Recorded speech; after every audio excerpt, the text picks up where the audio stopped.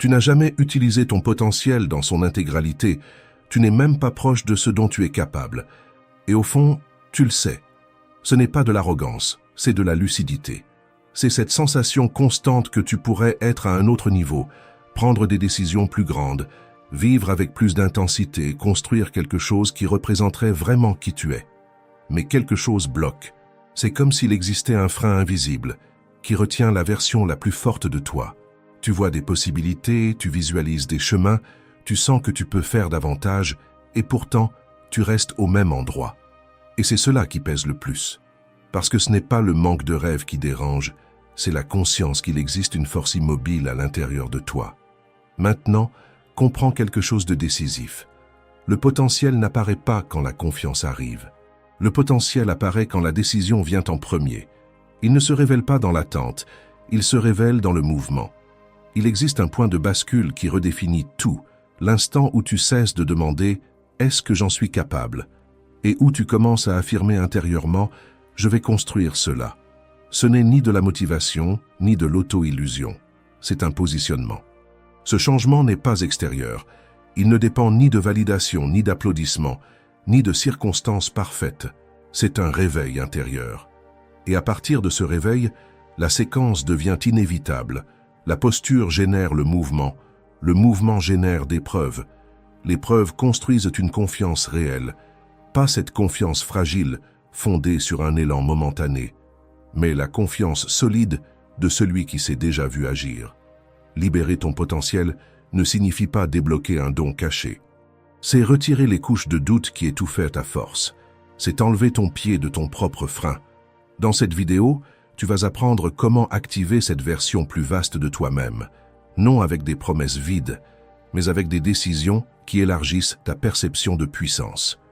Parce que lorsque tu commences à agir comme quelqu'un qui sait qu'il peut, ce qui était lointain cesse de sembler impossible, la peur perd son autorité et ta vie commence à répondre à la nouvelle posture que tu assumes.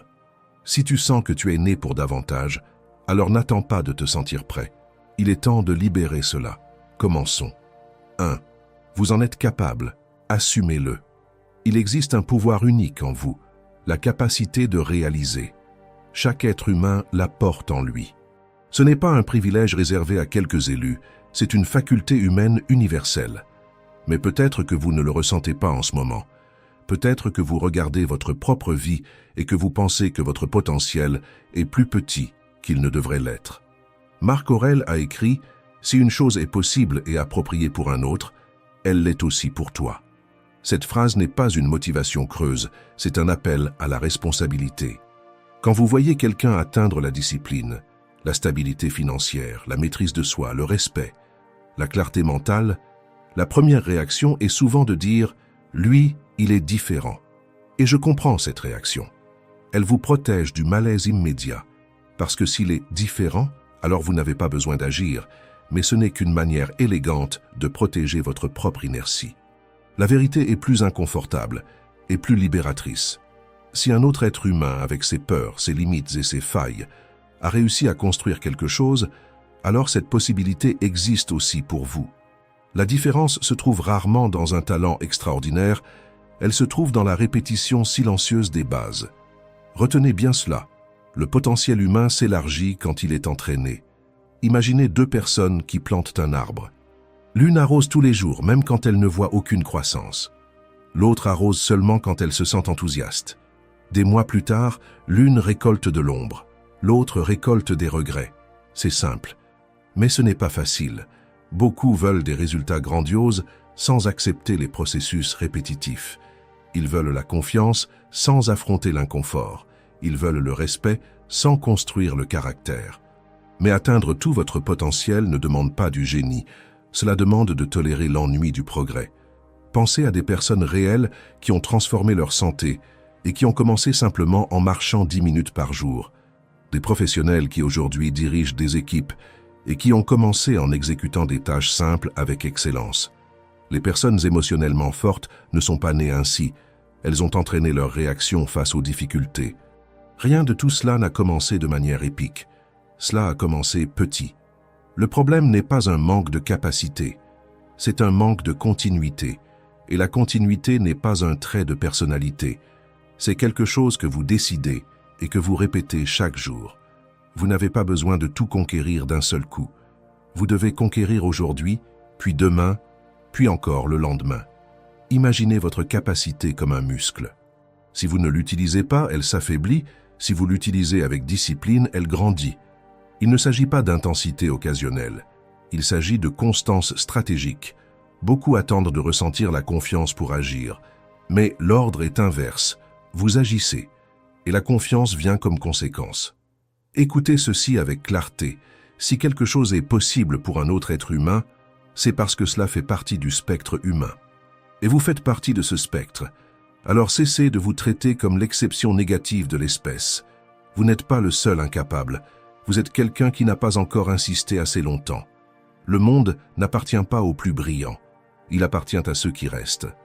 Commencez petit. Mais commencez, répétez, ajustez, persévérez. La réalisation n'est pas un événement, c'est une accumulation. Et quand vous comprenez cela, vous cessez d'attendre une version future, plus forte de vous-même, et vous commencez à construire cette version maintenant.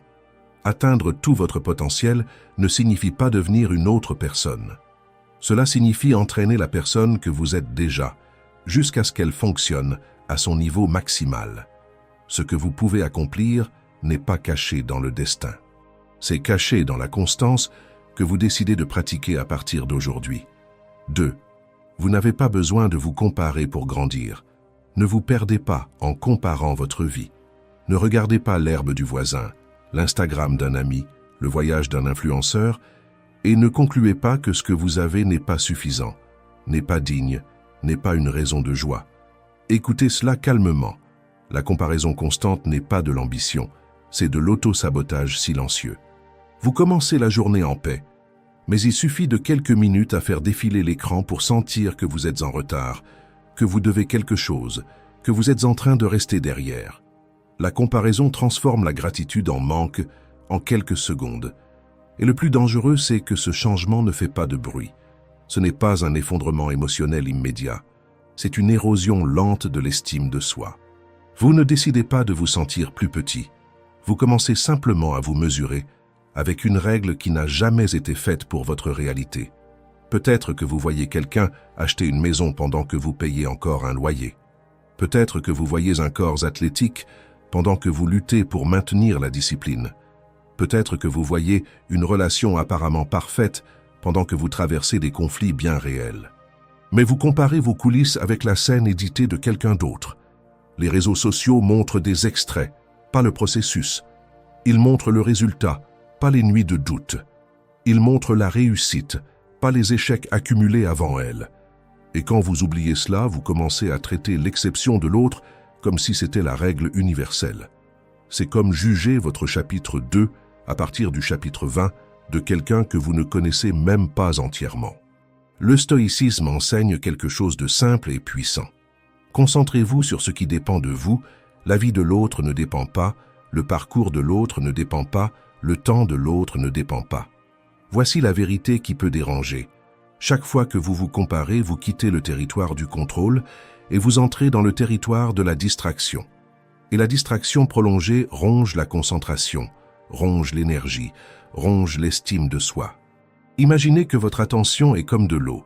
Là où vous la versez, cela grandit. Si vous la versez dans la comparaison, l'insécurité grandit. Si vous la versez dans votre propre progression, la confiance grandit. Retenez ceci, l'attention est un investissement. Là où vous investissez votre énergie émotionnelle, vous construisez votre identité. La comparaison, c'est comme courir sur un tapis roulant en regardant la piste d'à côté. Vous trébuchez non pas parce que vous êtes incapable, mais parce que vous avez détourné le regard de votre propre chemin. La vérité, c'est que chaque personne a un point de départ invisible. Certains ont commencé avec un soutien financier, d'autres ont commencé dans le manque. Certains ont eu des conseils, d'autres ont appris en se trompant. Vous ne connaissez pas la ligne de départ de l'autre. Alors pourquoi insistez-vous pour mesurer votre propre course à la vitesse des autres? Votre seul véritable repère, c'est la personne que vous étiez hier. Si aujourd'hui vous avez un peu plus de clarté, un peu plus de discipline, un peu plus de maturité émotionnelle, alors il y a du progrès. et un progrès constant dépasse le talent exhibé. Peut-être que vous n'êtes pas encore là où vous voudriez être, mais vous êtes exactement là où vos décisions récentes vous ont conduit. Et ce n'est pas une accusation, c'est un pouvoir, parce que les décisions peuvent être ajustées. Beaucoup vivent en cherchant à impressionner. Le sage vit en cherchant à évoluer. Retenez bien cela. Cessez de regarder à l'extérieur en quête de validation et commencez à regarder à l'intérieur en quête de direction. Imaginez votre parcours comme un sentier de montagne. Si vous passez tout votre temps à regarder l'alpiniste à côté, vous ne voyez pas les pierres devant vos pieds. Et vous trébuchez non pas par manque de capacité, mais par manque de présence. Aujourd'hui, faites un exercice simple et réel. Au lieu de demander « Pourquoi je n'y suis pas encore ?», demandez « Quelle est la prochaine étape qui dépend de moi ?» Ce changement semble petit, mais il déplace l'axe de votre esprit. Concentrez-vous sur votre construction, ajustez votre rythme et respectez votre processus. Parce que lorsque vous cessez de rivaliser avec la vie des autres, vous commencez enfin à construire la vôtre. Cessez de courir sur la piste des autres, ajustez votre regard, ancrez vos pieds et avancez sur votre propre chemin. C'est ainsi que vous prenez votre place. C'est ainsi que vous atteignez votre plein potentiel. 3. Ne laisse pas le bruit voler ton attention. Sénèque, le grand philosophe stoïcien, n'écrivait pas dans un silence absolu. Au contraire, il vivait à Rome, une ville bruyante et chaotique, où les rues étaient envahies par le son des vendeurs, des charrettes et des discussions enflammées. Sa maison se trouvait au-dessus d'un établissement de bains où des personnes criaient, riaient et frappaient l'eau avec leurs mains. Malgré cela, il écrivait, réfléchissait et produisait certaines des œuvres les plus marquantes de la philosophie. La différence ne se trouvait pas dans l'environnement, elle se trouvait dans la discipline intérieure. Dans l'une de ses lettres, il a affirmé « Je force moi-même mon esprit à se concentrer et je ne lui permets pas de se distraire par ce qui se passe autour de moi. Cela change tout, parce que le véritable bruit est rarement à l'extérieur. Il commence à l'intérieur. Peut-être que tu l'as déjà remarqué. Parfois, l'environnement est relativement calme, mais ton esprit est dispersé, agité, sautant d'une pensée à l'autre sans direction claire, et ce n'est pas un manque d'intelligence, c'est un manque de commandement. Nous vivons entourés de stimulations, oui, mais le problème n'est pas l'existence des stimulations, le problème est l'absence de critères. Si tu ne décides pas consciemment sur quoi tu vas te concentrer, ton esprit sera attiré par ce qui est le plus urgent, le plus accrocheur ou le plus émotionnellement provocateur. Et celui qui vit en réagissant aux stimulations ne construit jamais quelque chose de profond. Un esprit dispersé n'est pas faible par nature, il devient faible par fragmentation. C'est comme essayer d'allumer un feu de camp, en dispersant des étincelles de tous les côtés. Rien n'atteint une intensité suffisante pour produire une vraie chaleur. Le potentiel ne se révèle pas dans la dispersion. Le potentiel se révèle dans la concentration. Marc Aurèle a écrit « Concentre-toi sur ce qui est devant toi. Fais ce que la raison et la justice exigent. Oublie le reste. » Oublier le reste n'est pas du mépris, ce n'est pas de l'égoïsme ni de l'indifférence. C'est une stratégie. Le stoïcisme ne te demande pas d'éliminer le monde autour de toi. Il te demande de sélectionner ce que tu permets d'occuper ton esprit. Il ne te demande pas de vivre isolé, il te demande de vivre avec discernement. Parce que l'attention est une autorité. Quand tu contrôles ton attention, tu contrôles ton énergie. Quand tu contrôles ton énergie, tu contrôles ta direction, et une direction cohérente construit le caractère. Peut-être que ton potentiel n'est pas bloqué par un manque de talent. Peut-être qu'il est dilué par un excès de dispersion. Ton esprit est comme une loupe. Dispersé, il ne fait qu'éclairer, mais concentré, il transforme. Si tu veux atteindre tout ton potentiel, tu dois décider où ton attention va se poser. Il ne s'agit pas d'éviter des distractions superficielles, il s'agit d'entraîner ton esprit à rester là où la croissance se produit. Quand tu choisis de terminer ce que tu as commencé, quand tu choisis de tenir la parole que tu as donnée, quand tu choisis de rester dans une tâche, même après que l'enthousiasme initial a disparu, c'est là que le caractère se renforce. Sénèque n'a pas vaincu le bruit de Rome, il a vaincu sa propre tendance à se distraire. Et c'est cela qui change ta vie. Ne pas éliminer le bruit, mais élever ton attention au-dessus de lui.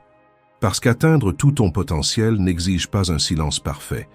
Cela exige une discipline intérieure suffisante pour que, même au milieu du chaos, ton esprit continue à t'obéir. Quand l'attention devient plus forte que le bruit, quelque chose s'organise en toi. L'anxiété diminue, tu sens ton énergie s'aligner et surtout, la direction devient claire. Et un esprit qui obéit à son propre commandement est impossible à détourner par les circonstances. Entraîne ton attention comme un athlète entraîne son corps, non pas pour impressionner mais pour maîtriser. Parce qu'au final, ce n'est pas le monde qui décide jusqu'où tu peux grandir, c'est la qualité de ton attention. 4. Utilise tes cicatrices comme sagesse, pas comme excuse. Apprends de ce que tu as déjà traversé pour construire un nouveau chemin dans ta vie. Écoute ceci avec honnêteté. Le passé ne disparaît pas, mais il n'a pas besoin de continuer à te gouverner. Beaucoup de personnes regardent le passé non pas comme un professeur, mais comme une source inépuisable de lamentation. Elles revivent des erreurs, répètent des scènes dans leur esprit, imaginent de meilleures réponses, des décisions plus intelligentes, des attitudes plus fermes. Peut-être que tu l'as déjà fait, peut-être que tu le fais encore. Tu rejoues la même scène avant de dormir, en essayant de réécrire ce qui ne peut plus être modifié, mais la mémoire n'est pas une machine à remonter le temps, c'est un outil d'apprentissage. Même avec la meilleure intention du monde, tu ne peux pas retourner là-bas et corriger tes actions. Ce qui a été dit a été dit, ce qui a été perdu a été perdu, ce qui a été fait est resté derrière. Et insister pour renégocier ce qui est déjà terminé ne fait que prolonger une douleur qui aurait pu devenir sagesse. Mais aujourd'hui, tu peux décider d'utiliser ton présent d'une manière différente. Le passé est comme un rétroviseur. Il est fait pour orienter, pas pour conduire. Si tu essaies de diriger ta vie en regardant uniquement en arrière, tu finiras inévitablement par entrer en collision avec le présent. Peut-être que tu as investi au mauvais endroit, peut-être que tu as fait confiance à la mauvaise personne, peut-être que tu as perdu des opportunités par peur. Cela fait mal, et nier la douleur ne résout rien. Mais transformer la douleur en identité est encore pire. Une erreur ne définit pas qui tu es. Elle définit seulement ce que tu as fait à un moment précis de ton histoire. Le problème commence quand tu remplaces la phrase « j'ai fait une erreur » par « je suis une erreur ». Cette différence semble petite, mais elle change complètement la manière dont tu te positionnes face à la vie. Le stoïcisme enseigne que nous ne contrôlons pas ce qui s'est déjà produit, mais nous contrôlons le jugement que nous portons sur cela. Et le jugement que tu choisis détermine si le passé sera une encre ou un élan. Imagine que chaque erreur est comme une brique. Tu peux l'utiliser pour ériger un mur et t'isoler, ou tu peux l'utiliser pour construire un escalier et monter d'un niveau. Le même matériau, des destinations complètement différentes. Il y a des personnes qui transforment des échecs financiers en discipline, qui transforment des rejets en maturité émotionnelle, qui transforment des humiliations en force silencieuse. La différence ne réside pas dans ce qu'elles ont vécu, mais dans l'interprétation qu'elles ont décidé d'adopter. Écoute ceci avec fermeté. Personne n'est défini par ce qui lui est arrivé, mais par l'attitude qu'il adopte après que cela est arrivé. Rester prisonnier du passé, c'est comme porter un sac à dos rempli de pierres inutiles pendant une montée raide. Chaque pas devient plus lourd, non pas parce que la montagne est impossible, mais parce que tu refuses de lâcher ce qui ne te sert plus. Apprendre est différent de se lamenter. Apprendre exige de la lucidité. Se lamenter exige seulement de l'attachement. Si tu veux vraiment honorer ton passé, extrais la leçon et avance. Demande-toi avec honnêteté, qu'est-ce que cette expérience m'a enseigné? Quel schéma dois-je abandonner? Quelle vertu dois-je renforcer? Quelle personne et quelles opportunités ce type d'énergie attire-t-il? Ces questions transforment le regret en direction. Tu cesses d'être quelqu'un qui explique le passé et tu deviens quelqu'un qui construit l'avenir. Le présent est le seul point où le changement est possible, pas hier, pas demain, maintenant. Chaque jour est une nouvelle opportunité de prouver que tu n'es pas prisonnier de ton histoire, mais l'auteur du prochain chapitre. Utilise ton passé comme professeur, utilise ton présent comme outil, utilise ton futur comme construction consciente. Parce que lorsque tu décides d'apprendre au lieu de te limiter, quelque chose se réorganise en toi. La culpabilité perd de l'espace, la clarté augmente et une nouvelle direction devient possible. Ton véritable potentiel n'est pas caché dans ce que tu as fait hier, Il se trouve dans ce que tu décides de faire aujourd'hui, après tout ce que tu as déjà vécu. 5. Regarde les difficultés par le côté qui pèse le moins. Épictète disait que chaque situation dans la vie a deux anses, une par laquelle tu peux la porter et une autre qui te blesse, te renverse ou ne fonctionne tout simplement pas. Le choix paraît évident. Mais dans la pratique, nous choisissons presque toujours la mauvaise anse, celle de la colère, du ressentiment, de l'entêtement, de la culpabilité, de l'auto-sabotage, et peut-être que tu l'as déjà fait plus de fois que tu ne voudrais l'admettre. Tu as réagi par impulsion, insisté sur le même schéma, répété la même réponse en espérant que, cette fois, le résultat serait différent. Mais il ne l'a pas été. C'est comme essayer d'écrire avec la main que tu ne maîtrises pas. La phrase sort, mais elle sort de travers, lente, inconfortable. L'effort est plus grand, la frustration augmente et à la fin, tu accuses le stylo, la feuille, la table, sauf le choix de la main. Nous savons tous ce que cela fait d'écrire avec la bonne main. La feuille est la même, le stylo est le même, la phrase est la même, mais la fluidité change, l'expérience change. La plupart du temps, ce n'est pas la difficulté qui te détruit, c'est la manière dont tu décides de la tenir. Et voici un point décisif. Bien souvent, tu n'es pas épuisé par le problème en lui-même. Tu es épuisé par l'attitude que tu as choisie face à lui. Quand tu cesses de lutter contre le processus, de blâmer les autres, de résister à ce que tu dois affronter. Et, pour la première fois que tu choisis l'anse de la responsabilité au lieu de celle du déni, c'est là que ta liberté commence. Combien de fois fais-tu l'inverse? Tu réagis de la même manière, tu fuis par les mêmes chemins.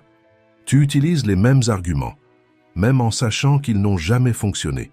Albert Einstein disait « La folie, c'est de faire toujours la même chose et de s'attendre à des résultats différents. La répétition inconsciente ne construit pas l'avenir. Elle ne fait que prolonger les mêmes cycles.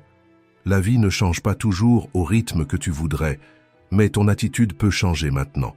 Tu peux tenir la situation par l'anse du traumatisme ou par celle de la transformation. Par celle de l'orgueil ou par celle de l'humilité, par celle du jugement ou par celle de la compassion. La situation est la même, ce qui change, c'est la force que tu construis en la traversant. C'est comme traverser une tempête avec un parapluie cassé en accusant le vent. Le vent ne s'arrêtera pas parce que tu te plains, mais tu peux changer de parapluie. Le stoïcisme ne te demande pas d'être froid, insensible ou indifférent à la douleur. Il te demande d'être responsable de la manière dont tu y réagis. Il ne te demande pas d'ignorer la difficulté, il te demande de la soutenir avec posture. La prochaine fois que quelque chose te paraît insupportable, fais une pause. Respire avant de réagir. Observe avant d'attaquer. Et demande-toi, est-ce que j'essaie de soulever cela par la mauvaise anse? Peut-être que la situation ne changera pas immédiatement. Mais toi, tu changes, et quand tu changes, l'expérience change avec toi. Parfois, la réponse ne consiste pas à diminuer le poids, mais à renforcer la manière dont tu le portes. Car le problème n'est pas d'avoir à supporter des défis. Le véritable problème, c'est d'insister à souffrir inutilement, alors qu'il existe une manière plus sage de les soutenir. Tu ne contrôles pas le poids de la vie, mais tu contrôles la posture avec laquelle tu décides de le porter, et c'est précisément dans cette posture que ton potentiel commence à apparaître. Atteindre tout ton potentiel ne signifie pas vivre sans difficulté. Cela signifie les traverser en tenant l'anse qui construit le caractère, pas celle qui détruit l'énergie. Choisis l'anse qui renforce et la même charge qui te pliait autrefois commencera à t'entraîner. 6. Ne négocie pas ton potentiel. Il existe quelque chose de silencieux qui empêche beaucoup de personnes de vivre réellement leur propre vie, c'est l'habitude de négocier avec leur propre grandeur. Tu sais de quoi tu es capable, mais tu acceptes moins. Tu acceptes le minimum, tu acceptes le confortable, tu acceptes le « je verrai plus tard », tu acceptes le « ce n'est pas si important ». Et chaque petite concession semble inoffensive, mais additionnée, elles construisent une version plus petite de toi. Imagine quelqu'un qui sait qu'il peut courir 10 km, mais qui décide de s'arrêter au 3e parce que c'est déjà suffisant. Ce n'est pas le corps qui le demande, c'est l'esprit qui te convainc de ce confort négocié. La limite n'était pas physique, elle était psychologique. Écoute cela avec fermeté. Le potentiel ne disparaît pas d'un coup, il s'affaiblit chaque fois que tu acceptes moins que ce que tu sais pouvoir offrir. Le stoïcisme ne te demande pas d'être extraordinaire pour impressionner les autres. Il te demande d'honorer la capacité que tu as déjà reçue, d'être digne de ce que tu as déjà perçu en toi-même. Marc Aurèle écrivait pour lui-même « N'agis pas comme si tu allais vivre 10 000 ans. Tant que tu vis, tant que c'est possible, deviens bon. » Il ne s'agit pas de grandeur extérieure, il s'agit de cohérence intérieure. Quand tu te promets de t'entraîner et que tu ne le fais pas, tu négocies. Quand tu sais que tu dois avoir une conversation difficile et que tu la repousses, tu négocies. Quand tu acceptes de rester là où tu sais que tu aurais déjà dû grandir, tu négocies. Et le prix de cette négociation n'est pas un échec immédiat, c'est une médiocrité silencieuse. C'est se réveiller dans quelques années avec la sensation que tu aurais pu aller plus loin. La grandeur ne consiste pas à être supérieur aux autres. Elle consiste à être fidèle à ce que tu sais pouvoir devenir. Peut-être que tu t'es habitué à diminuer ton ambition pour éviter la frustration. Peut-être as-tu appris à ne pas trop attendre de toi-même pour ne pas être déçu. Mais écoute ceci. Réduire ton exigence ne réduit pas ta responsabilité. Tu peux baisser l'objectif, mais tu ne peux pas faire taire la conscience qui sait que tu donnes moins. Tu n'as rien à prouver au monde, mais tu dois répondre à toi-même. Débloquer ton potentiel ne commence pas par une motivation intense. Cela commence par une décision simple. Arrêter d'accepter des versions plus petites de toi-même. Engage-toi envers une version plus intègre de toi. Engage-toi à être quelqu'un qui construit, qui soutient des principes, qui agit avec tempérance et parle avec clarté, qui assume ses erreurs sans transférer la faute, qui garde le silence quand il n'y a rien d'utile à dire, qui supporte l'inconfort sans dramatiser, qui termine ce qu'il commence au lieu d'abandonner en chemin. Voilà la grandeur pratique. C'est ainsi que ton caractère se consolide, que ta présence gagne du poids et que tes décisions cessent d'être impulsives pour devenir conscientes. La grandeur n'est pas une intensité émotionnelle, c'est une constance morale. Vivre réellement ta vie exige le courage d'arrêter de te saboter de manière élégante, car l'autosabotage le plus dangereux n'est pas celui qui détruit, c'est celui qui est confortable. C'est celui que tu justifies avec des arguments sophistiqués, celui qui paraît raisonnable, celui que personne ne remarque, mais tu sais que tu vis en dessous de ce que tu pourrais être. Ce que je vais dire maintenant fait mal, mais libère. Ce n'est pas le monde qui te limite, c'est ce que tu tolères de toi-même. Le standard que tu acceptes devient le plafond de ta vie. Alors, cesse de négocier avec ta propre grandeur. Ce que tu acceptes, tu le renforces. Ce que tu soutiens, tu le deviens. Et quand tu décides de soutenir un standard plus élevé, quelque chose change profondément. Tu cesses de survivre et tu commences, enfin, à vivre avec puissance. Et vivre avec puissance, c'est agir avec intégrité, décider avec clarté et avancer avec courage, même quand personne n'applaudit. C'est ainsi que le potentiel cesse d'être une promesse et devient une présence. 7. Aujourd'hui, tu dois être plus grand qu'hier. Imagine que tu te tiennes devant un pont. D'un côté, la personne que tu es aujourd'hui, de l'autre, la version que tu sais pouvoir devenir.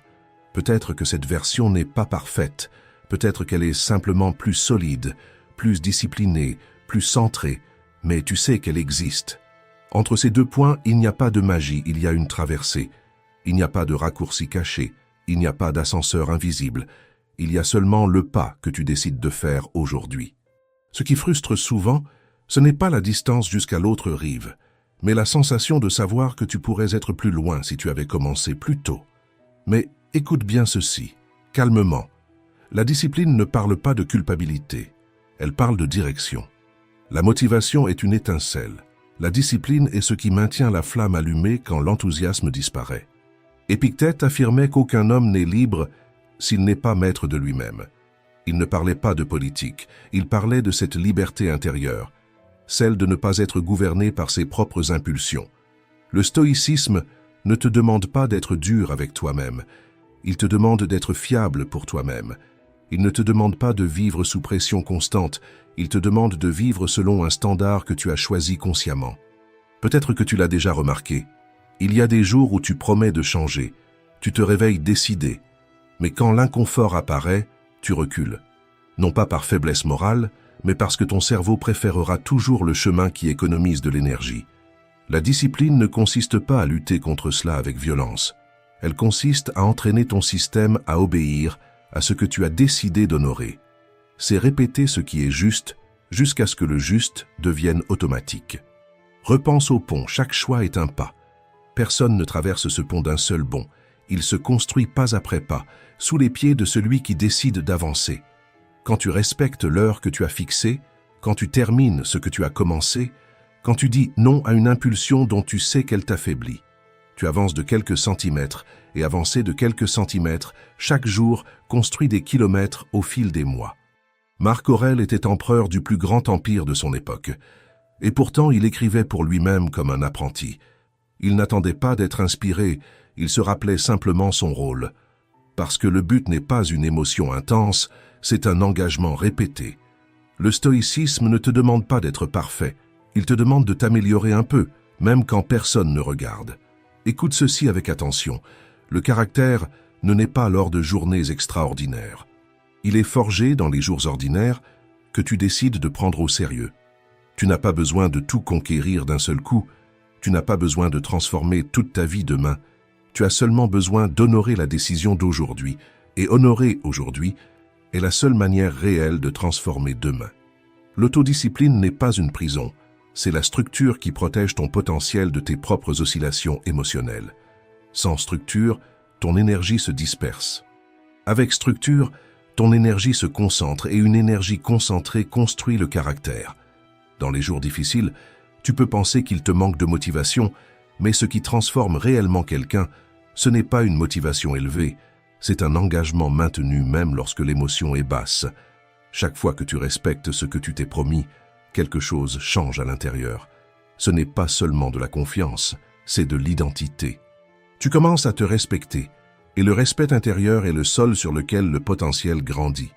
Atteindre tout ton potentiel, c'est cesser d'être quelqu'un qui essaie, pour commencer à être quelqu'un qui agit. C'est tenir ta parole quand personne ne l'exigerait. C'est rester calme quand il serait facile d'exploser. C'est agir avec intégrité même quand tu ne recevrais aucune récompense pour cela. C'est continuer à t'entraîner quand le résultat n'est pas encore visible. C'est te lever tôt même sans applaudissements. C'est choisir ce qui est juste quand ce qui est confortable semble plus tentant. Voilà le caractère, et un caractère soutenu dans le temps se transforme en pouvoir.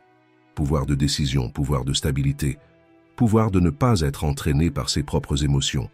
Peut-être que tu n'es pas encore là où tu veux arriver. Mais écoute ceci avec fermeté. Ce qui décide de ton avenir, ce n'est pas ce que tu ressens aujourd'hui. C'est ce que tu fais malgré ce que tu ressens. Tout se joue dans le choix quotidien de traverser le pont, même lentement. Et quand tu avances lentement, mais sans reculer, quelque chose change profondément.